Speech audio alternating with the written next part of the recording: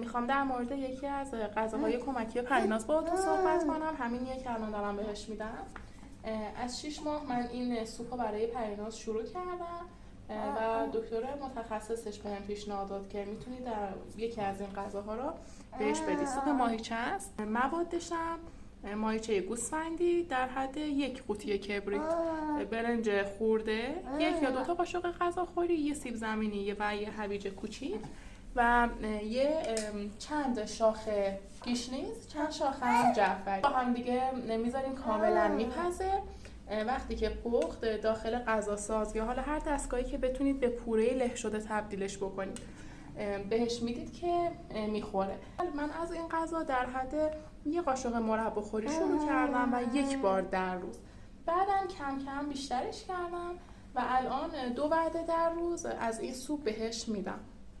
فقط یه چیزی که میخواستم بهتون بگم، همونجوری که میدونید ادویه اصلا برای بچه توی این سن مجاز نیست، مخصوصا نمک تا زیر 1 سال بهش از غذاهاش نباید بزنید که به حالا کلیه هاش آسیب نرسه.